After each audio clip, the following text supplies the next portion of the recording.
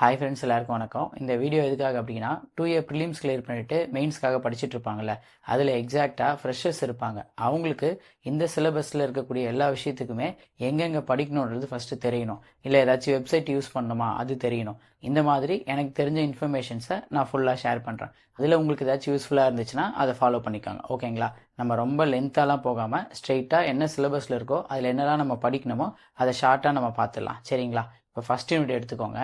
இப்போ இந்த நம்ம ஃபஸ்ட் யூனிட் போகிறதுக்கு முன்னாடி 2A மெயின்ஸை பற்றி நம்ம பொதுவாக என்ன தெரிஞ்சுக்கணும்னா, 2 மெயின்ஸோ குரூப் 1 மெயின்ஸோ இருந்துச்சு அப்படின்னா நம்ம இந்தியா பற்றி அதிகமாக படிக்கலாம். 2A மெயின்ஸை பொறுத்த வரைக்கும் சிலபஸோடைய செட்டு எப்படி இருக்குன்னா, தமிழ்நாடை பற்றி நமக்கு அதிகமாக தெரியணும் அப்படின்ற மாதிரி தான் அவங்க எதிர்பார்த்து இந்த சிலபஸ் வச்சுருக்காங்க. இது நமக்கு பொதுவாகவே இந்த ஹெட்டிங்கை பார்த்தாலே புரிஞ்சிருச்சு. சரிங்களா? இப்போ ஃபஸ்ட் யூனிட் பார்த்தீங்க அப்படின்னா தமிழ்நாட்டுடைய மாடர்ன் ஹிஸ்ட்ரி படிக்கணும்.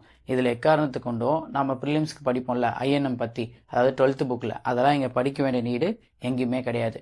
இப்போ நாம் என்ன படிக்கணும்னா தமிழ்நாட்டுடைய மாடர்ன் ஹிஸ்ட்ரி படிக்கணும். அதாவது இந்திய விடுதலை போராட்டத்தில் தமிழ்நாட்டுடைய பங்கு என்ன அப்படின்ற மாதிரி நம்ம ஃபுல்லாக இதை பற்றி படிக்கிறோம். அதுலேயும் குறிப்பாக அட்வென்ட் ஆஃப் யூரோப்பியன்ஸ், ஐரோப்பியர் வருகையிலேருந்தே நம்ம இதை ஆரம்பிக்கணும். இப்போ நிறைய பேர் என்ன பண்ணுவாங்கன்னா 8th புக்கில் வந்து ஐரோப்பியர் வருகை இருக்குது அப்படின்றதுனால அங்கேருந்து படிக்கலாமா, இல்லை 11th புக்கில் இருக்குது அதை படிச்சுக்கலாமான்னு கேட்டால் அதில் இந்த கண்டென்ட் இருக்குது. ஆனால் அதில் தமிழ்நாட்டுடைய தாக்கம் அப்படின்ற மாதிரிலாம் அந்த கண்டென்ட்டில் இருக்காது. அப்போ இதுக்கான சோர்ஸ் நம்ம ஆக்சுவலாக எங்கே படிப்போம் அப்படின்னா எல்லாருக்கும் தெரிஞ்ச மாதிரி கா வெங்கடேசன் புக்கில் இருக்கக்கூடியது. அதில் நீங்கள் போய் பார்த்தீங்கனாலும் தமிழ்நாடும் கர்நாடக போரும், இல்லை தமிழ்நாடும் மைசூர் போரும் அப்படின்ற மாதிரி அந்த இண்டெக்ஸ்லேயே கொடுத்துருப்பாங்க. ஸோ நீங்கள் என்ன பண்ண போகிறீங்கன்னா ஜஸ்ட் அந்த புக்கில் போயிட்டு இந்த கண்டென்ட் என்ன இருக்கோ அதை அப்படியே நீங்கள் ஃபுல்லாக ஐரோப்பியர் வருகையிலேருந்து எடுத்து படிக்க ஆரம்பிச்சிடலாம். இப்போ இதில் ஐரோப்பியர் வருகை அப்படின்றதுலேருந்து ஃபுல்லாக நீங்கள் எதை தான் படிக்க போகிறீங்கன்னா கா வெங்கடேசன் புக்கு தான் நம்ம படிச்சாகணும். இப்போ இதுக்குள்ளேயே பார்த்தீங்கன்னா திருக்குறள் இருக்குது. இப்போ திருக்குறள் பொதுவாக ஸ்கூல் புக்கிலேருந்தே போன டைம் ஈஸியாக கேட்டாங்க. உங்களுக்கு தேவை அப்படின்னா நீங்கள் ஃபஸ்ட்டு அதிகாரத்துலேருந்து நீங்கள் என்ன பண்ணிக்கலாம்னா 3 குறள் 5 குறள்னு டெய்லி இந்த ரொட்டீனாக சும்மா படித்து வச்சுக்கோங்க. பட் ஸ்கூல் புக்கிலேருந்தே போன டைம் ஈஸியாக கேட்ட மாதிரி மறுபடியும் கேட்க வாய்ப்பு இருக்குது. ஸோ இதுக்கு இன்கேஸ் எனக்கு டைம் போட விருப்பம் இல்லைன்னா பிரச்சனை இல்லை, ஸ்கூல் புக்கோட நிறுத்திக்கலாம். ஓகேங்களா? இப்போ அடுத்து பார்த்தீங்கன்னா கா வெங்கடேசன் புக்லேயே ஒவ்வொரு யூனிட்டுக்கு பின்னாடி சாதனையாளர்கள் அப்படின்ற அடிப்படையில் நம்ம தமிழ்நாட்டுடைய முக்கியமான நபர்கள் எல்லாமே கொடுத்துருப்பாங்க. அது எல்லாருமே நீங்கள் படித்து வச்சுக்கோங்க. ஓகேங்களா? இப்போ இதில் பார்த்தீங்கன்னா திராவிடியன் மூவ்மெண்ட்னு ஒரு டாபிக் வருதுல்ல, இப்போ அதுக்குள்ளே போகும்பொழுது தான் திமுகவுடைய ஆட்சியில் என்ன நடந்துச்சு, அதிமுகவோட ஆட்சியில் என்ன நடந்துச்சு அப்படின்ற மாதிரி நம்ம எக்ஸ்ட்ராவாக படிக்க வேண்டியது இருக்குது. அதாவது ஒவ்வொரு ஆட்சி தலைவர்கள் இருப்பாங்கள்ல, அதாவது அண்ணா பீரியடில் என்ன நடந்துச்சு, காமராஜர் பீரியடில் என்ன நடந்துச்சு அப்படின்ற மாதிரி நம்ம படிக்கணும். பட் நீங்கள் படிக்கிறப்போ அதை ஷார்ட்கட்டில் படிச்சிங்கன்னா ரொம்ப நல்லாயிருக்கும். இப்போ எக்ஸாம்பிளுக்கு நான் ஒரே ஒரு கண்டென்ட் மட்டும் சொல்கிறேன் பாருங்கள். அதாவது இப்போ 1967 அண்ணாவுடைய ஃபர்ஸ்ட் இயர் ஆட்சி வருது. நமக்கு இது தெரியுமா? இப்போ அதில் 4 விஷயம் நடந்துச்சு. அதை நான் சும்மா ஷார்ட்டாக எழுதுறேன் பாருங்கள். அதாவது வீராணம் ஏரி பற்றின ஒரு இன்ஃபர்மேஷனு, அடுத்து படியரிசி பற்றி அண்ணா கொண்டு வந்தது, அதுக்கப்புறம் பார்த்தீங்கன்னா உழைப்பாளர் தினம் இருக்குல்ல, அதை வந்து விடுமுறை தினமாக அண்ணாவுடைய பீரியட்லேருந்து கொண்டு வராங்க. இது இல்லாமல் செழிப்பு படை அப்படின்னு சொல்லிட்டு ஒரு விஷயத்தை கொண்டு வராங்க. அது எதுக்காக அப்படின்னா சென்னையுடைய டெவலப்மெண்ட்காக வாலண்டியர்ஸை வச்சு உருவாக்குன ஒரு படை தான் அது. இப்போது 1967 சொன்னாலே இந்த 4 இன்ஃபர்மேஷன் உங்களுக்கு ஞாபகம் வரும். ஷார்ட்கட்டில் படிச்சிங்கன்னா உடனே ஞாபகம் வரும். எக்ஸாம்பிளுக்கு நான் ஒன்று மட்டும் சொல்கிறேன் பாருங்க. அதாவது அண்ணான்றது எனக்கு தெரிஞ்சிருச்சு. இப்போ உங்கள் வீட்டில் அண்ணா இருக்காங்கன்னு வச்சுப்போம். இப்போ நீங்கள் எக்ஸாம்பிள் படிக்கக்கூடிய ஒரு நபர். இப்போது இந்த வீராணம் அப்படின்றத வீரம் அப்படின்னு மாற்றி வீரம் அப்படின்னா நம்ம தைரியம்னு சொல்லுவோம்ல, அப்படி வச்சுக்கலாம். எங்கள் படின்னு வந்துருச்சா, அதாவது ₹1 ஒரு படி அரிசி அந்த திட்டத்துக்கான இந்த படி தான் அது.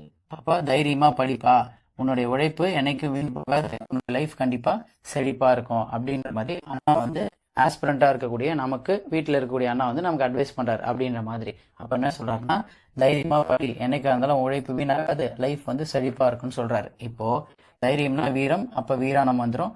படிக்க சொல்கிறதுனால படின்ற மாதிரி ஒரு வார்த்தை வருது. அடுத்து உழைக்கிறதுனால உழைப்பாளர் தினம், அடுத்து செழிப்பாக இருக்கும், ஸோ செழிப்பு படை. இந்த மாதிரி ஒரு டைம் நீங்கள் படிச்சிட்டிங்கன்னா எப்பயுமே மறக்காத அளவுக்கு பார்த்துக்கணும். அந்த மாதிரி நம்ம படிக்கும்போது மட்டும்தான் எந்த பதட்டமும் இருக்காது, ஈஸியாக மார்க் வாங்கலாம். இல்லைனா இதை உட்காந்து மனப்பாடம் பண்ணிவிட்டு இதுக்குன்னு ஒரு டெஸ்ட்டு போட்டுட்டு அதெல்லாம் அன்வான்டு. படிக்கும்போதே இந்த மாதிரி ஷார்ட்கட் போட்டிங்கன்னா நீங்கள் எப்படியும் ஃபெயில் ஆகிறதுக்கு வாய்ப்பு இல்லை. சரிங்களா? இப்போ ஃபஸ்ட் யூனிட் பற்றி படிக்கணும்னா கா வெங்கடேசன் புக்கில் படிச்சுக்கோங்க. திருக்குறள் இருக்குது, மறுபடியும் கா வெங்கடேசன் புக்லேயே சாதனையாளர்கள் பற்றி படிச்சுக்கோங்க. அதிலே இது எல்லாமே கவர் ஆகிடும். ஓகேங்களா? ஸோ ஃபஸ்ட் யூனிட்னாலே நம்ம கா வெங்கடேசன் புக்கில் படிச்சுக்கலாம், எந்த பிரச்சனையும் இல்லைங்களா? இப்போ அடுத்து செகண்ட் யூனிட்ல என்ன இருக்குது அப்படின்னா பாலிட்டி அட்மினிஸ்ட்ரேஷன் இருக்குது. இப்போ இதில் ரொம்ப ஈஸியாக இந்த 5 யூனிட்ல பார்த்தீங்கன்னா பாலிட்டி தான். ஏன் அப்படின்னா நம்ம ப்ரிலிம்ஸ்லேயே கவர் பண்ணிட்டோம். கரெக்டுங்களா? இப்போ இதுல கூட ரொம்ப லிமிட்டடான போர்ஷன் தான் பாலிட்டியில கொடுத்துருக்காங்க. நீங்க அதில் நல்லா பார்த்தீங்கன்னா ஹைகோர்ட் டாபிக்கோ இல்லை சுப்ரீம் கோர்ட் டாபிக்கோ அதெல்லாம் எதுவுமே அதில் இருக்காது. ரொம்ப கம்மியான போர்ஷன் மட்டும்தான் பாலிட்டிக்கு இந்த 2A மெயின் சிலபஸ்ல கொடுத்துருக்காங்க. பட் 2 சிலபஸ்ல எல்லாமே இருக்கும். பட் 2A மெயின்ஸ்ல ரொம்ப கம்மியான பாலிட்டி சிலபஸ் தான் இதில் கொடுத்துருக்காங்க. ரிமைனிங் இருக்கக்கூடிய சிலபஸ் பார்த்தீங்கன்னா அட்மினிஸ்ட்ரேஷன். இப்போ இதுல நமக்கு தெரியாத டாபிக்னு பார்த்தீங்கன்னா தமிழ்நாடு பஞ்சாயத்து ஆக்ட் 1994. இந்த டாபிக் பத்தி ஒரு குரூப் 4 ஸ்டூடெண்ட்டுக்கு கண்டிப்பா தெரிஞ்சிருக்காது. இன்கேஸ் அது படிச்சுட்டு இப்போ 2A மெயின்ஸ் வரக்கூடிய ஸ்டூடெண்டா இருந்தா இந்த விஷயம் புதுசா இருக்கும். ஸோ இதை மட்டும் தனியா என்ன பண்ணுங்கன்னா குரோம்ல போட்டோ இல்லை உங்க ஃப்ரெண்ட்ஸ் யாராச்சும் மெட்டீரியல் வச்சிருந்தாங்கன்னா தமிழ்நாடு பஞ்சாயத்து ஆக்ட் 1994 இதை பத்தி ஒரு 5ல இருந்து 10 இன்ஃபர்மேஷன் ஆச்சும் உங்களுக்கு தெரிஞ்சிருக்கணும். ஏன்னா இது இந்த டாபிக் பொறுத்த வரைக்கும் புது டாபிக். ஸோ இதுல இருந்து கொஸ்டின் கேட்க வாய்ப்பு அதிகம். ஸோ இதை தெரிஞ்சுக்காம நம்ம எக்ஸாம் வந்து போக வேண்டாம். ஓகேங்களா? இப்போ அடுத்து பாருங்க, வருவாய் கோட்டாட்சியர், வட்டாட்சியர், வருவாய் ஆய்வாளர், கிராம நிர்வாக அலுவலர் இவங்களுடைய பணிகள்லாம் நம்ம இது வரைக்கும் படிச்சே இருக்க மாட்டோம். இந்த 2A மெயின் சிலபஸ்க்காக மட்டும்தான் ஃபர்ஸ்ட் டைம் படிப்பீங்களா? இப்போ இதுக்கான போர்ஷன்லாம் நான் எங்கே போய் கண்டுபிடிக்கிறது, இல்லை வேற ஏதாச்சும் நான் மெட்டீரியல் இருந்தால் தான் படிக்க முடியுமா? அப்படிலாம் கிடையாது. நான் பர்சனலாக யூஸ் பண்ணுறேன் அந்த வெப்சைட்டை உங்களுக்கும் சொல்கிறேன். தேவை அப்படின்னா யூஸ் பண்ணிக்கோங்க. ஏன்னா இப்போ இந்த வெப்சைட்லாம் ஆஸ்பிரண்ட்டாக இருந்து படித்து பாஸ் ஆனவங்க மேபி நிறைய பேருக்கு தெரியும். பட் என்ன பண்ண மாட்டாங்கன்னா இதை அந்த அளவுக்கு ஷேர் பண்ணிக்கலாம் மாட்டாங்க. அவங்க அப்படியே அடுத்து கடந்து போகிறதுனால இந்த விஷயம் அப்படியே நின்று போயிடுது. பட் நான் உங்களுக்கு அந்த வெப்சைட் சொல்கிறேன், நீங்கள் அதை படிங்க. தேவைன்னா உங்கள் ஃப்ரெண்ட்ஸுக்கும் சொல்லுங்கள். இதில் எந்த பிரச்சனையும் இல்லை. இப்போ இது நான் சொல்கிறதுனால நான் படிக்கிறது நிற்க போகிறதில்ல. இப்போ இதை நீங்கள் தெரிஞ்சுக்கிறீங்கிறதுனால தெரிஞ்சுக்கிற எல்லாருமேலாம் இதை ஃபாலோ பண்ண போகிறதில்ல. ஸோ யாருக்கு ஆர்வம் இருக்கோ அவங்க தான் படிக்க போகிறாங்க. அதனால் இதை சொல்கிறதுனால எனக்கு எந்த பிரச்சனையும் இல்லை. ஸோ அந்த வெப்சைட்டை நான் சொல்கிறேன், நோட் பண்ணி வச்சுக்கோங்க. இல்லைனா நான் அதை சொல்லும்பொழுது இங்கே சைடில் அது வீடியோ வர மாதிரி நான் பார்த்துக்கிறேன். அதாவது கூகுளில் போயிட்டு கிராம நிர்வாக அலுவலர் பணிகள் அப்படின்ற மாதிரி டைப் பண்ணிக்கோங்க. டைப் பண்ணிட்டு அது கீழே ஸ்வைப் பண்ணிட்டே வந்தீங்க அப்படின்னா தமிழ்நாடு வருவாய்த்துறை அலுவலகம் அப்படின்னு ஒரு வெப்சைட் வரும். அதை டச் பண்ணீங்கன்னா இது சம்பந்தப்பட்ட எல்லாருடைய பணிகளுமே சூப்பராக டீட்டெயிலாக கொடுத்துருப்பாங்க. அதை அப்படியே நீங்கள் பார்த்து நோட் பண்ணி வச்சுக்கிட்டு உங்களால் எவ்வளோ கம்பேர் பண்ண முடியுமோ, எவ்வளோ ஷார்ட்கட் போட முடியுமோ எல்லாமே போட்டு வச்சுக்கோங்க. சரிங்களா? ஸோ பாலிட்டின்றது நமக்கு ஏற்கனவே தெரியும். எக்ஸ்ட்ராவாக இருக்கக்கூடிய இந்த அட்மினிஸ்ட்ரேஷனுக்கு எந்த வெப்சைட் யூஸ் பண்ணணுன்றதை நான் சொல்லிட்டேன். ஸோ அந்த 2 யூனிட் முடிஞ்சிருச்சுங்களா? அடுத்து 3rd யூனிட் பாருங்க, சயின்ஸ் அண்ட் டெக்னாலஜி. இப்போ சயின்ஸ் அண்ட் டெக்னாலஜியில் என்ன பிரச்சனைனா ஏற்கனவே இந்த பிசி எக்ஸாம், எஸ்ஏ எக்ஸாம் இருக்குல்ல, அவங்கள இருக்கவங்களுக்கு இந்த டாபிக் நிறையா தெரியலாம். ஏன்னா இப்போ குரூப் 4 ஸ்டூடெண்ட்டில் இருக்கவங்க மேக்ஸிமம் யாரும் என்ன பண்ண போகிறது இல்லைனா குரூப் 2 ப்ரிலிம்ஸ் படிக்கும்போதோ இல்லை குரூப் 4 அப்பயோ சயின்ஸ் வந்து நம்ம ஒமிட் பண்ணிட்டோம். பட் இதில் சயின்ஸ் ஒமிட் பண்ணிட்டு நம்மளால் என்ன பண்ண முடியாதுன்னா போக முடியாது. ஃபர்ஸ்ட் வார்த்தை ஆரம்பிக்குது இல்லை அந்த சயின்ஸ் அண்ட் டெக்னாலஜியில், அதாவது அணுவும் அணுக்கரு இயற்பியலும், அதாவது இங்கிலீஷில் அட்டாமிக் அண்ட் நியூக்ளியர் ஃபிசிக்ஸ். இதுல இருந்து போன டைம் சிம்பிளா ஒரு கொஸ்டின் கேட்டாங்க. அதாவது ஆட்டம் பாம்னா என்ன, ஹைட்ரஜன் பாம்னா என்ன அப்படின்ற மாதிரி பேசிக் கொஸ்டின் போன வருஷம் 2A மெயின்ஸ் அப்போ கேட்டிருந்தாங்க. ஓகேங்களா? இப்போ ஹைட்ரஜன் பாம்னா என்ன அர்த்தம்? நியூக்ளியர் ஃபியூஷன்ல வரும். அட்டாமிக் பாம் அப்படின்னா நியூக்ளியர் ஃபிஷன்ல வரும். இப்போ ஹைட்ரஜன் பாம்புக்கும் அட்டாமிக் பாம்புக்கும் என்னெல்லாம் வித்தியாசம் அப்படின்றது பேசிக்கா 10th சயின்ஸ் புக்ல இருக்கு. ஓகேங்களா? இப்போ ஒரு எக்ஸாம்பிள் சொல்றேன் பாருங்களேன். இப்போ அட்டாமிக் பாம் இருக்குல்ல, இப்போ அட்டாமிக் பாம் வெடிக்குது அப்படின்னா அதுல இருந்து ஆல்பா, பீட்டா, காமா 3 ரேஸும் வெளியில வரும். ஆனால் இதுவே ஹைட்ரஜன் பாம் வெடிக்குதுன்னா ஆல்ஃபா ரேஸ் மட்டும்தான் வருமே தவிர்த்துட்டு பீட்டாவும் காமாவும் வராது. இப்போ இதனால என்ன இஷ்யூ அப்படின்னா காமா ரேஸ் இருக்குல்ல, காமா ரேஸுக்கு மட்டும்தான் என்ன பவர் இருக்குன்னா ஒரு மனுஷனுடைய ஜெனட்டிக்கை மாற்றி அவனுடைய பிறப்புல வந்து பிரச்சனையா பிறக்கிறாங்களே. இப்போ ஜப்பான் மாதிரி நமக்கு அந்த ஹிரோஷிமா, நாகசாகிலாம் நடந்துச்சுல்ல, அதுக்கு காரணம் அது அட்டாமிக் பாம். அட்டாமிக் பாம்பில் தான் நமக்கு ஆல்ஃபா, பீட்டா, காமா 3மே வெளியில் வருது. அப்போ இதுலேருந்து என்ன தெரியுதுன்னா எக்காரணத்து கொண்டும் ஹைட்ரஜன் பாமால நம்மளுடைய பிறப்புல எந்த ஒரு மாற்றத்தை ஏற்படுத்த முடியாது. ஏன்னா அதில் வந்து காமா ரேஸே இல்லை. இப்படின்ற மாதிரி சின்ன சின்ன இன்ஃபர்மேஷன் 10th சயின்ஸ் புக்ல இருக்கு. இந்த மாதிரி நீங்கள் பேசிக்காக படிச்சுட்டு வந்தாலே போதும். அதாவது சயின்ஸ் அண்ட் டெக்னாலஜி பொறுத்த வரைக்கும் பியூர் சயின்ஸ் டாபிக் இருக்குல்ல, அதாவது விட்டமின்ஸு, கார்போஹைட்ரேட்ஸு, ஆன்டிபயோட்டிக்ஸு, இது எல்லாத்துக்குமே சயின்ஸ் புக்கே யூஸ் பண்ணிக்கோங்க. அதாவது பாட்னி, ஜுவாலஜி இது ஃபுல்லாகவே யூஸ் பண்ணிக்கலாம். 11th book, 12th book, 10th இதில் எதெல்லாம் கவர் ஆகுதோ இதுக்கு அவுட் சோர்ஸ் போக வேண்டாம், ஸ்கூல் புக் கண்டென்ட்டே போதும். எக்ஸாம்பிளுக்கு இப்போ இதில் பிசிஆர்னு ஒரு டைப் இருக்கும், பாலிமரேஸ் செயின் ரியாக்ஷன் அப்படின்னு சொல்லிட்டு, இதெல்லாம் புக்லேயே இருக்குது. ஸ்ட்ரெயிட்டாக புக்கில் இருந்து போன டைம் மெயின்ஸ்லையும் கேட்டிருந்தாங்க. ஸோ இதில் எந்த பிரச்சனையும் இல்லை. உங்களுக்கு என்ன தெரியணும்னா இப்போ பிடி காட்டனா என்ன ஸ்கூல் புக்கில் இருக்குது, தங்க அரிசினா என்ன இதெல்லாம் ஸ்கூல் புக்லேயே ஆல்ரெடி இருக்குது. இதை பற்றி பேசிக் இன்ஃபர்மேஷனை ஒரு 5லேருந்து 10 இன்ஃபர்மேஷன் சும்மா தெரிஞ்சு வச்சுக்கோங்க. இப்போ எக்ஸாம்பிளுக்கு தக்காளி வந்து இப்போ தோல்லாம் சுருங்குது. அப்போ தக்காளியில் தோல் சுருங்கிறதுக்கு எந்த என்சைம் தேவைப்படும், அப்போ அதை பற்றி நமக்கு தெரிஞ்சிருக்கணும். அந்த என்சைமை நம்ம கட் பண்ணிட்டோம்னா தக்காளி சுருங்கிறது நின்றுடும். ஸோ ரொம்ப நாளைக்கு தக்காளியை வச்சு நம்ம யூஸ் பண்ணலாம். இதை பற்றின எல்லா இன்ஃபர்மேஷனும் ஸ்கூல் புக்கில் இருக்குது. இதெல்லாம் 11th 12th இருக்கிறதுனால நீங்கள் ஜஸ்ட்டு அதை எடுத்து ஒரு 5 இன்ஃபர்மேஷன் பார்த்து வச்சுக்கோங்க. இந்த டாபிக் ஃபுல்லாக முடிஞ்சிடும். ஸ்ட்ரெயிட் கொஷின் ஸ்கூல் புக்கில் இருந்து அப்படியே கேட்பாங்க. ஸோ இதில் பிரச்சனையே கிடையாது. இதில் இஷ்யூவாக இருக்கிறது என்னென்னா கம்ப்யூட்டர் டாபிக் இருக்குல்ல அதை நம்மளால் படிக்க முடியாது. ஏன் அப்படின்னா அதில் இருக்கிறது நமக்கு யாராவது டீச் பண்ணால் மட்டும்தான் உடனே புரியும். இல்லைனா நம்ம எடுத்து அதை பார்க்குற அளவுக்கு நமக்கு டைமும் இருக்காது. ப்ளஸ் அது புரியலன்றதுனால நம்ம அதை பார்த்துட்டு அப்படியே விட்டுரும். ப்ராக்டிக்கலாக எனக்கு நடந்ததை நான் உங்களுக்கு சொல்கிறேன், ஓகேங்களா? ஸோ அதனால் நான் என்ன பண்ணியிருந்தேன்னா போன அட்டெம்ப்ட்டுக்கு 11th 12th கம்ப்யூட்டர் சயின்ஸ் புக்கில் இருக்கிற புக் பேக் மட்டும் சும்மா பார்த்துட்டு போயிருந்தேன். பட் பெருசாக அது கேட்கல. கொஷின்ஸும் அதில் அதிகமாக கேட்கலன்றதுனால அது பெருசாக இம்பேக்ட் பண்ணாது. நம்மளை தேவைன்னா புக் பேக் படிச்சுக்கலாம். இல்லைனா ஒரு இன்ஃபர்மேஷன் இல்லை உங்கள் ஃப்ரெண்டு யாராச்சும் கம்ப்யூட்டர் தெரிஞ்சவங்க நிறைய பேர் இருந்தாங்க அப்படின்னா அவங்க கிட்ட டெஃபினேஷன் மட்டும் சும்மா கேட்டுட்டு அந்த லெசன்ஸை பற்றி சும்மா நீங்கள் தெரிஞ்சு வச்சுக்கோங்க. அதில் இருக்கக்கூடிய கீவேர்டு மட்டும் நமக்கு தெரிஞ்சால் போதும். அதாவது இப்போ ரேம்னா என்ன, ரோம்னா என்ன, இபி ரோம்னா என்ன, இதை பற்றி ஒரு டெஃபினேஷன் தெரிஞ்சுக்கிட்டிங்கன்னா மேபி அந்த பேசிக் கொஷின் கேட்குறப்போ நம்மளால் ஆன்சர் பண்ணக்கூடியதாக இருக்கலாம். அதனால் தெரிஞ்சுக்காமல் போகக்கூடாது. அதில் இருக்கக்கூடிய எல்லா வார்த்தையை பற்றியும் பேசிக்கான ஒரு லைன் இன்ஃபர்மேஷனையாச்சும் நீங்கள் சும்மா புக்கில் பார்த்து தெரிஞ்சு வச்சுக்கோங்க. ரொம்ப மனப்பாடம் பண்ண வேண்டாம். ஜஸ்ட் பார்த்தா கண்டுபிடிக்கிற அளவுக்கு தெரிஞ்சுக்கிட்டா போதும், ஓகேங்களா? இந்த யூனிட்டை பொறுத்த வரைக்கும் ஸ்கூல் புக்கில் 11th 12th பாட்னி சுவாலஜி யார் அதிகமாக படிக்கிறாங்களோ இந்த சிலபஸில் இருக்கக்கூடிய வார்த்தைக்கு அவங்களுக்கு மார்க் அதிகமாக கிடைக்க வாய்ப்பு இருக்குது, ஓகேங்களா? ஏன்னா இப்போ கார்போஹைட்ரேட்ஸ் நமக்கு சிலபஸில் இருக்குது. இப்போ கார்போஹைட்ரேட்ஸ்னால் என்ன, அதில் எத்தனை டைப் இருக்குது, அதோட பேசிக் ஃபார்முலா என்ன, குளுக்கோஸ்க்கும் ஃப்ரெக்டோஸ்க்கும் என்ன வித்தியாசம், இதெல்லாம் ஸ்கூல் புக்கில் இருக்கும். இதெல்லாம் சும்மா பேசிக்காக கேட்டால் கூட படிச்சுட்டு போனவங்க உடனே எடுத்துருவாங்க, ஓகேங்களா? அப்போ நான் ஸ்கூல் புக்கில் படித்தா எனக்கு கொஷின் கேட்க அதிக வாய்ப்பு இருக்கிற டாப்பிக்கில் இந்த சயின்ஸ் டாப்பிக்கும் ஒன்று. ஸோ அதை தேவைன்னா படித்து வச்சுக்கோங்க. குறிப்பாக அந்த நியூக்ளியர் ஃபிசிக்ஸ்லாம் இருக்குல்ல அந்த டாப்பிக்லாம். அப்போ 3rd யூனிட்டை பொறுத்த வரைக்கும் நம்ம ஸ்கூல் புக் அதிகமாக யூஸ் பண்ணுறோம் சயின்ஸுக்கு. கம்ப்யூட்டர் சயின்ஸை பொறுத்த வரைக்கும் நமக்கு டைம் இருந்தால் படிக்க போகிறோம். இல்லைனா அதோட புக் பேக்கோ இல்லை அதை பற்றின பேசிக் இன்ஃபர்மேஷன் ரேம்னா என்ன, ரோம்னா என்ன, அதை பார்த்துட்டு நம்ம எக்ஸாம் போக போகிறோம், ஓகேங்களா? இப்போ அடுத்து 4th யூனிட் இருக்குங்களா, பொருளாதாரம் அப்புறம் சோஷியல் இஷ்யூஸ். இப்போ பொருளாதாரத்தை பற்றி இப்போ நீங்கள் எங்கே படிக்க போகிறீங்கன்னா நம்ம குரூப் 4 படிக்கிறோம் இல்லை ப்ரிலிம்ஸ் படிக்கிறோம்னா 11th புக்கோ 12th புக்கோ யூஸ் பண்ணிக்கலாம். பட் இதை பொறுத்த வரைக்கும் நம்ம எதுவுமே ஸ்கூல் புக்லேருந்து கேட்க போகிறதும் இல்லை, வாய்ப்பும் இல்லை அதுக்கானது, ஓகேங்களா? அப்போ என்ன பண்ணலாம் அப்படின்னா இதில் கொடுத்துருக்கிறத தெளிவாக பாருங்கள். ஸ்டேட் பட்ஜெட்னா என்ன அதை பற்றி படிக்க சொல்கிறாங்க. எந்தெந்த இடத்துலேருந்து ஒரு ஸ்டேட்டுக்கு இன்கம் வர வாய்ப்பு இருக்குது அதை பற்றி படிக்க சொல்கிறாங்க. இப்போ இந்த இன்ஃபர்மேஷன்லாம் ஸ்கூல் புக்கில் இருக்குமா? கிடையாது. அப்போ எனக்கு ஒரு ஸ்டூடெண்ட்டாக என்ன தெரியணும்னா பட்ஜெட்னா என்ன, அதை எப்படி படிக்கிறது, அதில் என்னென்ன வார்த்தைலாம் டெக்னிக்கல் டேர்ம்ஸ் வருது அப்படின்றது எனக்கு தெரியணும். இப்போ ரெவன்யூ டெஃபிசிட்டு, வருவாய் பற்றாக்குறை, இந்த மாதிரிலாம் பேசுகிறாங்கல்ல, அது தமிழ்நாட்டுடைய வருவாய் பற்றாக்குறை எவ்வளோ, போன வருஷத்துக்கும் இந்த வருஷத்துக்கும் எவ்வளோ வித்தியாசம் இருக்குது, இதை பற்றின இன்ஃபர்மேஷன் எனக்கு தெரியணும்னா ஃபஸ்ட்டு பட்ஜெட்னு எனக்கு படிக்க தெரியணும்ல. இதை பற்றி பேசிக் இன்ஃபர்மேஷன் ஸ்கூல் புக்லேயே இருக்குது. தேவைன்னா அதை படிச்சுட்டு அதுக்கப்புறமா இந்த வருஷத்துடைய பட்ஜெட்டையோ இல்லை போன வருஷத்துடைய பட்ஜெட்டையோ கம்பேர் பண்ணி ஒரு டைம் படித்து வச்சுக்கோங்க, ஓகேங்களா? பட் நீங்கள் எது படித்தாலுமே ஷார்ட்கட்டில் படிக்கிறது நல்லது, ஓகேங்களா? இப்போ பொருளாதாரத்தை பொறுத்த வரைக்கும் நம்ம என்ன பண்ண போகிறோம்னா இதில் தெரியாத ஒரு டாபிக் சொல்கிறேன் பாருங்களேன். இப்போது FPO அப்படின்னு ஒரு டாபிக் இருக்குது. இப்போ எனக்கு FPO பற்றி படிக்க டைம் இருக்குது, நான் படிக்கலான்னு முடிவு பண்ணிட்டேன். ஆனால் நான் எங்கே படிக்கிறது எனக்கு தெரியாதா?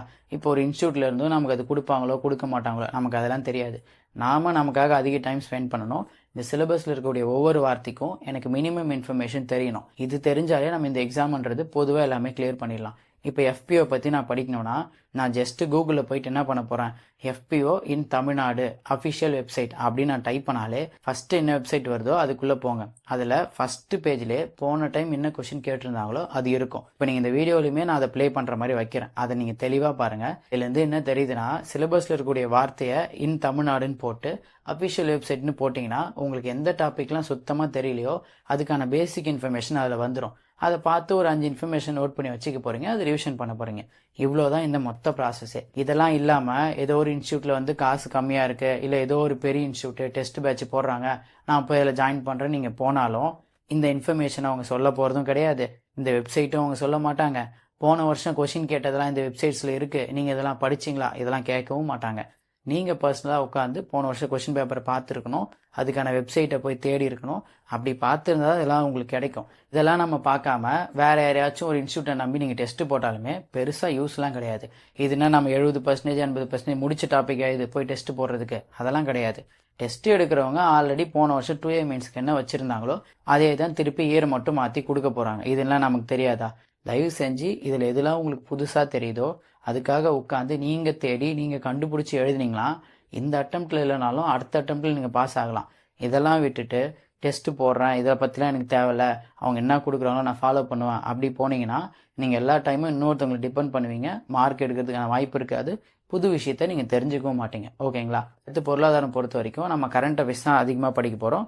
FPO பற்றி போன வருஷம் என்ன கேட்டாங்க, அதுக்கு என்ன வெப்சைட் வேணும், புதுசாக ஒரு டாபிக் இருந்தால் அது எப்படி தேடுறது அப்படின்றத பற்றி நான் உங்களுக்கு சொல்லிட்டேன், ஓகேங்களா? இது எல்லாமே ரொம்ப ஈஸியான டாபிக் மட்டும்தான். இப்போ இது இல்லாமல் நான் வேறு ஏதாவது வெப்சைட் யூஸ் பண்ணணுமான்னு கேட்டிங்கன்னா 2 விஷயம் யூஸ் பண்ணலாம். ஒன்று என்ன அப்படின்னா அக்ரிகல்ச்சரல் பட்ஜெட்டிங் அப்படின்றது ஒவ்வொரு வருஷமும் நம்ம தமிழ்நாட்டில் போடுவாங்க. இங்கே சிலபஸ்லேயும் அந்த வார்த்தை இருக்கும். ஸோ அதே மாதிரி கூகுளில் போயிட்டு அக்ரிகல்ச்சர் பட்ஜெட் அப்படின்னு போடலாம். இல்லை விவசாய பட்ஜெட்னு நீங்கள் போட்டிங்கனாலே அதுக்கான ஃபஸ்ட்டு வெப்சைட் வரும். அதை எடுத்து இப்போ நீங்கள் பார்த்தீங்க அப்படின்னா கரும்புல நம்மளுடைய தமிழ்நாடு எத்தனாவது இடத்துல இருக்குது, கேழ்வரகுல எத்தனாவது இடத்துல இருக்குது, எண்ணெய் வித்துக்களில் தமிழ்நாடு எத்தனாவது பிளேஸில் இருக்குது, இதை பற்றின எல்லா இன்ஃபர்மேஷனுமே அக்ரிகல்ச்சர் பட்ஜெட்டிங்கில் இருக்கும். அது நீங்கள் ஜஸ்ட்டு டைப் பண்ணாலே ஃபஸ்ட்டே அது வந்துடும். ஸோ இதெல்லாம் நம்ம படிக்காமல் போகிறதுனால எந்த ஒரு யூஸுமே கிடையாது. ஸோ ஜஸ்ட்டு அதை டைப் பண்ண போகிறீங்க, அதில் வரதை நோட் பண்ணிக்கிட்டு சும்மா ஒரு ஷார்ட்கட் போட்டு நீங்கள் போயிடுங்க. இப்போ ஒரு எக்ஸாம்பிளுக்கு அக்ரிகல்ச்சர் பட்ஜெட்டிங்கில் 2025-26 அதில் போயிட்டு பார்த்தீங்கன்னா செகண்ட் பிளேஸ் நம்ம என்னலாம் இருக்குன்னு சொல்லிட்டு சொல்கிறாங்க. மக்காச்சோளம் ஓகேங்களா, அதில் செகண்டில் இருக்கும் அப்படின்னு சொல்கிறாங்க. எண்ணெய் வித்துக்கள் அதில் செகண்டில் இருக்குன்னு சொல்கிறாங்க. இது இல்லாமல் கரும்பு, இந்த 3 விஷயத்துலையுமே தமிழ்நாடு 2வது பிளேஸில் இருக்கு அப்படின்னு இந்த வருஷத்தினுடைய அக்ரிகல்ச்சர் பட்ஜெட்டிங்கில் சொல்கிறாங்க. இப்போ இதை நான் படிச்சுட்டேன். இதை நான் எப்படி பர்மனெண்ட்டாக ஞாபகம் வச்சுக்கிறதுனா சும்மா ஒரு ஷார்ட்கட் வச்சுக்க போகிறோம். ஜஸ்ட் இது நீங்கள் இங்கிலீஷில் கன்வெர்ட் பண்ணிங்கன்னா மக்காச்சோளம்னா கான், அதுலேருந்து சி எடுத்துக்கோங்க. அடுத்து எண்ணெய் வித்துக்கள்னா ஆயில் சீட்ஸு, அதுலேருந்து ஓ எடுத்துக்கோங்க. கரும்பு அப்படின்னா சுகர் கேனு, அதுலேருந்து எஸ் எடுத்துக்கோங்க. இப்போ இந்த 3 நம்ம கன்வெர்ட் பண்ணோம்னா சிஓஎஸ் காசு. நம்ம இது சும்மா தமிழில் மாற்றோம்னா காசு. இப்போ காசுன்றது 2 எழுத்து, அதை வச்சு கூட இந்த காசுன்றது செகண்ட் பிளேஸை குறிக்குது அப்படின்னு வச்சு கூட சீனா கானு, ஓனா ஆயில் சீட்ஸு, எஸ்னா வந்து சுகர் கேனு அப்படி வேணாலும் வச்சுக்கலாம். இப்போ நான் சொன்னது ஏஜென்ட்டுக்கு ஒரு ஷார்ட்கட் ஏற்படுத்தி நான் சொல்கிறேன். இப்போ இதுதான் வச்சுக்கணும்னு அவசியம் இல்லை, இது சும்மா ஷார்ட்கட் தான். சும்மா ஏதோ ஒரு ஆப்ஷன் பார்த்தா வச்சு ஞாபகம் வரும்ல, அந்த மாதிரி நீங்கள் பார்த்து என்ன பண்ணிக்கோங்கன்னா அந்த அக்ரிகல்ச்சர் பட்ஜெட்டிங் அப்படின்றத படித்து வச்சுக்கோங்க. இது இல்லாமல் வேறு ஏதாச்சும் தேவைப்படுதான்னு பார்த்தீங்கன்னா இது இல்லாமல் இன்னும் ஒரே ஒரு பிடிஎஃப் இருக்கும். அதாவது பொருளாதார கொள்கை அப்படின்ற மாதிரி ஒவ்வொரு வருஷமும் ஒரு பிடிஎஃப் வரும். அதை நீங்கள் டவுன்லோட் பண்ணி ஒரு 30 பாயிண்ட் அதில் இருக்கும். அதை நீங்கள் படிச்சிங்கனாலும் ஸ்ட்ரெயிட்டாக அதுலேருந்து கொஸ்டின் வரும். இது வரைக்கும் என்ன சொல்லியிருக்கோம் அப்படின்னா பொருளாதாரத்துக்காக கரண்ட் அஃபேர்ஸில் இருக்கிறது படிக்கணும், பட்ஜெட்டை பற்றி படிக்க தெரிஞ்சிருக்கணும், பொருளாதார கொள்கை அப்படின்றத பற்றி தெரிஞ்சிருக்கணும். அதுவும் நீங்கள் கூகுளில் போட்டு பார்த்து அந்த பிடிஎஃப் எடுத்துக்கலாம், தமிழ்லையும் கிடைக்கும். இது இல்லாமல் அக்ரிகல்ச்சர் பட்ஜெட்டிங் அதை பற்றி உங்களுக்கு தெரிஞ்சிருக்கணும். ஓகேங்களா? இன்கேஸ் இதில் இருக்கக்கூடிய வார்த்தை எனக்கு ஏதோ ஒன்று புரியலனா மறுபடியும் சொல்கிறேன். இப்போ சிலபஸில் இருக்கக்கூடிய ஒரு வார்த்தை எனக்கு புரியலனா ஜஸ்ட் அதை போய் டைப் பண்ண போகிறீங்க, இன் தமிழ்நாடுன்னு போட போகிறீங்க, கூடவே அஃபிஷியல் வெப்சைட்னு போடுங்க. கண்டிப்பாக ஒரு பேஜ் வரும், அதில் இருக்கிறத படிங்க. ஓகேங்களா? இப்போ அடுத்து இதில் முக்கியமானது சோஷியல் இஷ்யூஸ் தான். இப்போ இதுக்காக தான் நம்ம என்ன யூஸ் பண்ணி ஆகணும்னா பாஷிவான்னு சொல்லிட்டு நம்ம ஒரு புக் வந்து ரீசெண்டாக கூட சொல்லியிருப்போம்ல, அந்த புக்கில் உங்களுக்கு லைனாக என்ன கொடுத்துருப்பாங்கன்னா அப் டு இந்த நவம்பருடைய 2025 கரண்ட் அஃபேர்ஸ் வரைக்கும் அதில் ஆட் பண்ணியிருப்பாங்க. அதில் இருக்கக்கூடிய எல்லா விஷயத்தையுமே எக்ஸாம்பிளுக்கு இப்போ அதில் 5th யூனிட்ல வந்து விளிம்பு நிலை மக்கள்னு இருக்கும். இப்போ விளிம்பு நிலை மக்களுக்குள்ள திருநங்கைகள், மாற்றுத்திறனாளிகள், முதியோர்கள் இவங்களை பற்றி லைனாக கொடுத்துருப்பாங்க. அதுக்கான சென்ட்ரல் கவர்மெண்ட் ஸ்கீமும் இருக்கும், ஸ்டேட் கவர்மெண்ட் ஸ்கீமும் இருக்கும். இந்த மாதிரி அதில் ஒரு 7லேருந்து 8 யூனிட் நம்ம கண்டிப்பாக படிச்சு தான் ஆகணும். ஏன்னா இப்போ எழுத்தறிவின்மை நம்ம படிக்கணும், கல்வியை பற்றி படிக்கணும். இதெல்லாம் அதில் லைனாக இருக்கிறதுனால நம்ம தனியாக போய் தேட வேண்டிய அவசியம் கிடையாது. ஸோ அதிலே லைனாக இருக்க போது நான் ஜஸ்ட் அதை நான் படிச்சுக்க போகிறேன். இப்போ அதுலேருந்து ஒரு இன்ஃபர்மேஷனை சும்மா ஒரு ஷார்ட்கட்காக சொல்கிறேன் பாருங்களேன். புக்கில் பார்த்தீங்கன்னா SC/STக்கான தமிழ்நாடு ஆணையம், அதாவது SC/STக்கான தமிழ்நாடு ஆணையம் அப்படின்னு சொல்லிட்டு வருஷம் கொடுத்துருப்பாங்க, 2021 அப்படின்ற மாதிரி பாக்ஸில் கொடுத்துருப்பாங்க. இப்போது இதை ஞாபகம் வச்சுக்கணும். அதாவது SCக்காக தமிழ்நாட்டில் தனி ஆணையம் கிடையாது, STக்காக தனியாக ஆணையம் கிடையாது. ஆனால் 2 பேருக்கும் சேர்த்து ஒரு ஆணையம் இருக்குது, அதனால ஆன்சர் 2-1 முடியும். இந்த மாதிரி அந்த ஒட்டுமொத்த பாஷிவா புக்குக்குமே ஒரு 4-5 பேர் ஃப்ரெண்ட்ஸ் இருந்தாங்கன்னா ஒரு 5லேருந்து 6 யூனிட்டை ஒரு 10 டேஸில் முடிச்சிடலாம். பட் அந்த 5 பேருமே பர்ஃபெக்டாக ஷார்ட்கட் போடக்கூடியவங்களா இருந்தாங்கன்னா பிரச்சனையே கிடையாது. ஒரு 5 to 10 டேஸில் நீங்கள் ஈஸியாக என்ன பண்ணிடலாம்னா எல்லா இன்ஃபர்மேஷனுமே முடிச்சிடலாம். நம்ம அது படிக்கிறப்ப எது கஷ்டமாக தோணும்னா சென்ட்ரல் கவர்மெண்ட் ஸ்கீம்ஸ் கஷ்டமாக தோணும். இதுவே நம்ம ஸ்டேட் கவர்மெண்ட்னா ஈஸியாக படிச்சிடலாம். இப்போது காக்கும் கரங்கள் அப்படின்னு ஒரு ஸ்கீமு இந்த வருஷம் வந்துச்சு. எக்ஸ் ஆர்மியில் இருக்கக்கூடியவங்களுக்கு லோன் தர மாதிரி. இப்போ இந்த மாதிரி இன்ஃபர்மேஷன்லாம் நமக்கு ஈஸியாக ஞாபகம் வந்துடும். ஆனால் சென்ட்ரல் கவர்மெண்ட் ஸ்கீமை பொறுத்த வரைக்கும் நம்ம நிறைய விஷயம் மறந்துடுவோம். பட் இதில் லைனாக இருக்கிறதுனால எப்படியோ நீங்கள் ஷார்ட்கட் போட்டு அதை மட்டும் படித்து முடிச்சிருங்க. ஓகேங்களா? இப்போ பாஷிவா புக் பற்றி பார்த்தோம்ல, அந்த புக்கு இன்கேஸ் யாருக்காச்சும் வேணும் அப்படின்னா டிஸ்கிரிப்ஷனில் லிங்க் இருக்கும். அந்த புக்கு வேணும்னா நீங்கள் வாங்கிக்கலாம். நம்மளுடைய வீடியோ பார்த்துட்டு வாங்குறவங்களுக்கு 15% ஆஃபர் அப்படின்ற மாதிரியும் சார்கிட்ட வந்து நான் பேசியிருந்தேன். அது அவங்க ஓகேன்னு சொல்லியிருந்தாங்க. ஸோ தேவையானவங்க டிஸ்கிரிப்ஷன் லிங்க்ல இருக்கும், அந்த டெலிகிராம் சேனல் ஜாயின் பண்ணிங்கன்னா அந்த புக் வேணாலும் நீங்கள் வாங்கிக்கோங்க. சரிங்களா? ஸோ இந்த யூனிட் பொறுத்த வரைக்கும் பொருளாதாரத்துக்கு வெப்சைட்ஸ் நிறைய யூஸ் பண்ணணும், கரண்ட் அஃபேர்ஸ் படிக்கணும். சோஷியல் இஷ்யூஸை பொறுத்த வரைக்கும் பாஷிவா புக்கை நீங்கள் அப்படியே படிச்சிடலாம். ஓகேங்களா? அடுத்து பாருங்கள் 5th யூனிட். அதாவது இது எங்கேயுமே வந்து மெட்டீரியல் அவ்வளோவா கிடைக்காது. 5வது யூனிட்டை பொறுத்த வரைக்கும் அதாவது ஜாகிரஃபி, என்விரான்மெண்ட்டு, பயோடைவர்சிட்டி, பேரிடர் மேலாண்மை, இந்த மாதிரி 4 டாப்பிக்கை உள்ளடக்கி அந்த ஒன்று இருக்குங்களா. ஜாகிரஃபி பொறுத்த வரைக்கும் நமக்கு பெருசாக வந்து போன டைமும் கேட்கல. நமக்கு வேணும்னா அந்த ஸ்கூல் புக்கில் இருக்கிறது வழக்கமாக அந்த ஒரு 2 லெசன் இருக்குல்ல தமிழ்நாட்டுக்கு, அது வேணா படிச்சுக்கலாம். மற்றபடி ஸ்கூல் புக் தாண்டி நம்ம படித்தாலும் இது வருமானது நமக்கு எக்ஸாக்டாக தெரியல. பட் படிக்கிறதும் இது கஷ்டம். ஓகேங்களா? அதனால் ஜாகிரஃபி பொறுத்த வரைக்கும் ஸ்கூல் புக்கில் இருக்கிறது இப்போதைக்கு நம்ம படிச்சுக்கலாம். அடுத்து பாருங்கள், என்விரான்மெண்ட்டை பொறுத்த வரைக்கும் நம்ம கரண்ட் அஃபேர்ஸ் படிக்கணும். பட் இது இல்லாமல் ஒவ்வொரு டாப்பிக்காக பார்த்தீங்கன்னா பாலிசி நோட்ஸில் இருக்கும். இப்போ நம்ம இந்த டாப்பிக்கை பொறுத்த வரைக்கும் நம்ம அதிகமாக எங்கே படிக்க வேண்டியதாக இருக்குன்னா பாலிசி நோட்ஸ்லையும் சில வெப்சைட்ஸ்லாம் நம்ம படிக்க வேண்டியது இருக்குது. இப்போ பாலிசி நோட்ஸை பொறுத்த வரைக்கும் நம்ம படிக்கிறதுன்றது கொஞ்சம் கஷ்டமாக இருக்கும். பட் இந்த ஜாகிரஃபிக்காக நீங்கள் என்ன பண்ணலாம் அப்படின்னா பாலிசி நோட்ஸ் படிங்க. இப்போ கனிம வளங்களை பற்றி பாலிசி நோட்ஸ் இருக்கும், சுற்றுச்சூழலுக்காக பாலிசி நோட்ஸ் இருக்கும். அதை பற்றி எடுத்து ஏதாச்சும் முக்கியமானது இருக்கா அப்படின்னு சொல்லிட்டு ஃபாஸ்ட்டாக ஒரு டைம் ரீட் பண்ணி பாருங்கள். ஏன்னா இப்போ இதுக்காக நமக்கு எந்த ஒரு மெட்டீரியலுமே கிடையாது. பாலிசி நோட்ஸை மட்டும்தான் நம்ம ஸ்ட்ரெயிட்டாக படிக்க முடியுமே தவிர்த்துட்டு வேறு எதுவும் நமக்கு கிடைக்காது. ஓகேங்களா? இப்போ அடுத்து வெப்சைட்ஸ் பார்த்தீங்கன்னா இதில் வந்து COP28, அதாவது COP28ன்னு சொல்லுவாங்களா, அதை பற்றியாக இருக்கட்டும், இல்லை பாரிஸ் அக்ரிமெண்ட்டாக இருக்கட்டும், இதெல்லாம் நமக்கு எக்ஸாக்டாக தமிழ்லையும் மெட்டீரியல் கிடைக்காது. இப்போ நீங்கள் என்ன பண்ணலாம்னா COP28ன்னு போட்டு இன் தமிழ்னு போட்டிங்கன்னா ரொம்ப ஃபேமஸான இன்ஸ்டியூட் யாரோ ஒரு மெட்டீரியல் கொடுத்துருப்பாங்க. அதை அப்படியே டவுன்லோட் பண்ணி வச்சு அதை படிச்சுக்கோங்க. பாரிஸ் அக்ரிமெண்ட்னா என்ன, இதில் இருக்கக்கூடிய ஒவ்வொரு வார்த்தைக்குமே நீங்கள் பர்சனலாக என்ன பண்ணியிருக்கணும்னா ஒரு நோட்ஸ் மாதிரி சும்மா கையில் வச்சுருக்கணும். பெருசாலாம் இல்லை, ஒரு பேஜ் மட்டும் இருந்தால் போதும். பாரிஸ் அக்ரிமெண்ட் இதில் இருக்குல்ல, ஸோ பாரிஸ் அக்ரிமெண்ட் இன் தமிழ் மீடியமாக இருந்தால், இங்கிலீஷ் மீடியமாக இருந்தால் பாரிஸ் அக்ரிமெண்ட் இன் UPSC அப்படின்னு நீங்கள் டைப் பண்ணிங்கன்னா உங்களுக்கு ரொம்ப நல்ல மெட்டீரியல் வந்துடும். நீங்கள் நார்மலாக டைப் பண்ணாமல் இன் UPSCன்னு டைப் பண்ணி பார்த்தீங்கன்னா எது எக்ஸாக்டாக எக்ஸாமில் கேட்டிருந்தாங்களோ அந்த கொஷினே உங்களுக்கு கம்பேர் ஆகிற மாதிரி எல்லாமே நமக்கு கிடைச்சிரும். ஸோ எது டைப் பண்ணாலும் இங்கிலீஷ் மீடியமில் இருக்கவங்களுக்கு கொஞ்சம் அட்வான்டேஜ். தெரியாத ஒரு விஷயமா இருக்கா, அப்படியே போட்டு இன் UPSCன்னு போடுங்க, அது ஆன்சர் வந்துடும்.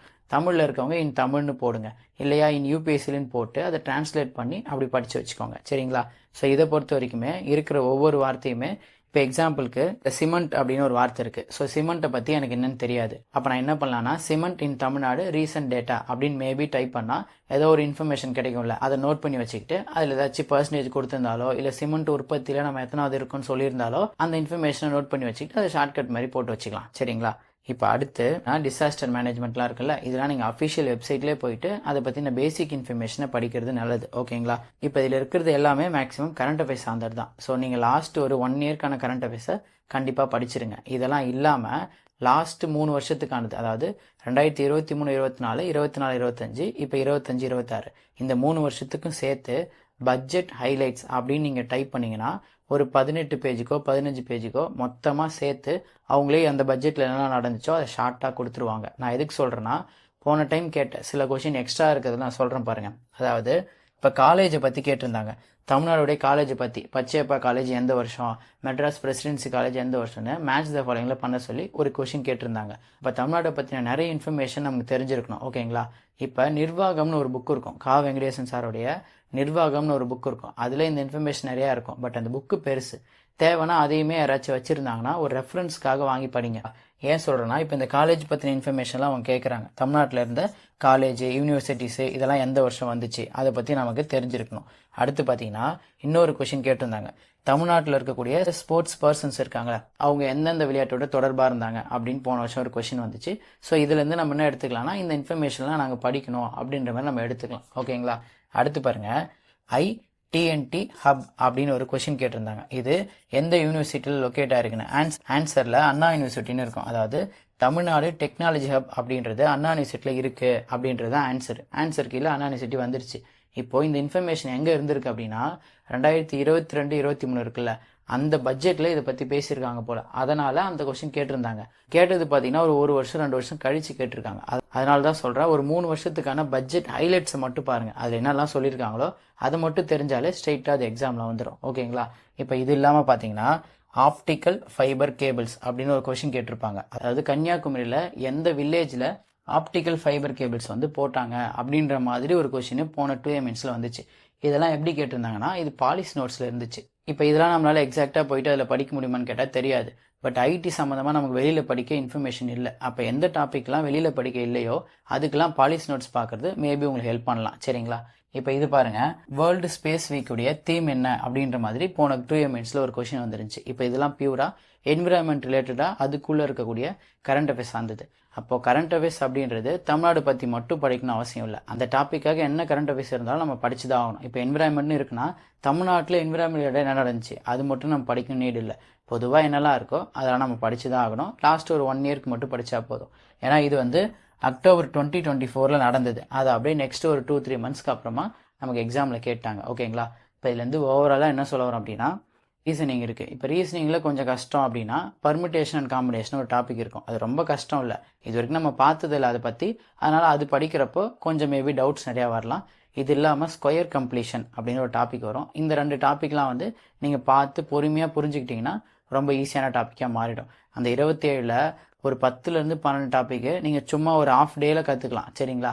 அந்த அட்ரஸ் மேட்சிங்காக இருக்கட்டும், மிரர் இமேஜாக இருக்கட்டும், இதெல்லாம் ஒரு டாப்பிக்கே கிடையாது. கேலண்டர் சம்மாக இருக்கட்டும், இதெல்லாம் யார் வேணால் ஒரு ஆஃப் டேக்குள்ளே தெரிஞ்சுக்கலாம். அப்போ அதில் கஷ்டம்னு பார்த்தீங்கன்னா ஒரு 5 டாபிக் தான் இருக்கும். அதுக்கு மட்டும் டைம் போட்டு நம்ம கவர்மெண்ட் சேனல் இருக்குல்ல AIMTN, அதிலே கூட நீங்கள் பார்த்து ஈஸியாக பண்ணிக்கலாம். சரிங்களா? நம்மளை பொறுத்த வரைக்கும் லாங்குவேஜ் எடுத்துட்டாங்க. ஜென்ரல் இங்கிலீஷும் கிடையாது, தமிழும் கிடையாது. ஸோ எல்லாருமே இப்போ நம்ம GS மட்டும்தான் படிக்க போகிறோம் வித் ரீசனிங்கோட. இப்போ அதுக்கு இவ்வளோ இன்ஃபர்மேஷன் நான் சொல்லிட்டேன். இப்போ இதெல்லாம் நான் படித்து தான் ஆகணுமான்னு கேட்டால் வேறு ஆப்ஷன் கிடையாது. வெப்சைட்ஸ் யூஸ் பண்ணி தான் ஆகணும், கரண்ட் அஃபேர்ஸ் பார்த்து தான் ஆகணும். இப்போ இந்த வெப்சைட்ஸ்லாம் நீங்கள் சும்மா போய் படிச்சுட்டா கூட அதுலேருந்து ஸ்ட்ரெயிட்டாக கொஸ்டின் வரும். ஸோ ஈஸியாக நம்ம பண்ணிடலாம். அப்போ நம்மளுடைய டார்கெட் என்ன அப்படின்னா 155 எடுக்க போகிறோம். இப்போ மார்க் யார் எடுத்தாலுமே அவங்க கிளியர் பண்ணுறதுக்கு 99% சான்ஸ் இருக்குது. கரெக்டாக? இப்போ இதில் என்னால் அதிகபட்சம் வாய்ப்பு என்ன அப்படின்னு பார்த்தீங்கன்னா 45 ஸ்கோர் பண்ண முடியும் 50க்கு. அதாவது ரீசனிங்க்கு நான் எக்ஸ்ட்ரா நிறைய ரீசனிங் பண்ணேன் அப்படின்னா நான் 45 எடுக்கிறதுக்கு வாய்ப்பு இருக்குது. கரெக்டாக? எனக்கு இன்னும் எவ்வளோ மார்க் இதில் கம்மியாக இருக்குன்னு பாருங்கள். 110 மார்க் வந்து எனக்கு கம்மியாக இருக்குது. இருக்கிற கொஷின்ஸ் பார்த்தீங்கன்னா 150 இருக்குது. ஓகே தானே? இப்போ இந்த 150ல் எனக்கு 90 தெரியுதுன்னு வச்சுக்கலாமே. இந்த 150ல் எனக்கு எக்ஸாக்டாக எத்தனை கொஷின் தெரியுதுன்னா 90 கொஷின்ஸ் தெரியுது. இப்போ எனக்கு ரிமைனிங் எத்தனை கொஷின்ஸ் இருக்குன்னா 60 கொஷின் இருக்குது. இந்த 60ல் எனக்கு தேவையானது 20 கொஷின் வேணும். இப்போ நான் தெரிஞ்சோ தெரியாமலோ எப்படி பார்த்தாலுமே ஒரு 15லேருந்து 16 கொஷின் நான் ஈஸியாக போட்டுருவேன். கரெக்டுங்களா? அப்போ கிட்டத்தட்ட இந்த மார்க் என்னால் ஈஸியாக அட்டைன் பண்ண முடியும். எப்போனா இந்த 150ல் எனக்கு மினிமமாக 90 கொஷின் ஆச்சும் 100% எனக்கு தெரிஞ்சிருக்கணும். கரெக்டாக? அந்த 100% எனக்கு தெரியணும்னா பாலிட்டியில் கேட்குற எல்லா கொஷினும் எனக்கு கண்டிப்பாக தெரிஞ்சிருக்கணும். ஏன்னா மற்றவங்க அதை தப்பு பண்ண மாட்டாங்க. இது இல்லாமல் பார்த்தீங்கன்னா சயின்ஸ் டாபிக் நீங்கள் படிச்சுட்டு போயிருந்தா கம்பல்சரி அது வந்துடும். ஸோ ஈஸியாக வந்து நீங்கள் மார்க் எடுத்துடலாம். இது இல்லாமல் இந்த திராவிட கட்சிகளை பற்றி படிக்கிறோம்ல, அந்த கொஸ்டின்லாம் ஈஸியாக நம்ம எடுக்கிற மாதிரி தான் இருக்கும். இப்போ ஆக மொத்தம் அந்த 150ல் நான் வந்து 90 எடுக்கணும். அது எடுத்துட்டா இதில் 45 எடுக்க முடிஞ்சதுன்னா ஈஸியாக அந்த 155ன்றது நமக்கு வந்துடும். அதை மீறி ஒரு 153 4 வந்தாலும் பெருசாக இஷ்யூ இல்லை. பட் 53 4 வரப்போ நமக்கு கொஞ்சம் டவுட்டாக இருக்கும். ஓகேங்களா? இப்போ மொத்தம் 5 யூனிட் பற்றி எனக்கு தெரிஞ்ச இன்ஃபர்மேஷன் நான் இப்போ உங்களுக்கு சொல்லியிருக்கேன். இப்போ நீங்கள் தான் டிசைட் பண்ணணும். நான் டெஸ்ட் பேட்ச் போட்டு டெஸ்ட்டு ஃபாலோ பண்ணி அப்படி போகிறேன்னா, இல்லை இது வரைக்கும் நான் பார்க்காத டாபிக் என்னெல்லாம் கண்டுபிடிச்சி அதை வெப்சைட் மாதிரி போயிட்டு அதுக்கப்புறம் அதுலேருந்து இன்ஃபர்மேஷன் எடுத்து ஷார்ட்கட் போட்டு அப்படிலாம் நான் படிக்க போகிறேன்னா அப்படின்றத நீங்கள் தான் டிசைட் பண்ணணும். இப்போ சிலபஸில் வைல்ட் லைஃப் சேஞ்சுரி அப்படின்னு இருக்கும், பேர்ட் சேஞ்சுரிலாம் இருக்கும். தமிழ்நாட்டில் இருக்கக்கூடிய எல்லா பேர்ட் சேஞ்சுரியும் எழுதி ஷார்ட்கட் போடுறதுக்கு 5 நிமிஷம் தான் ஆகும்.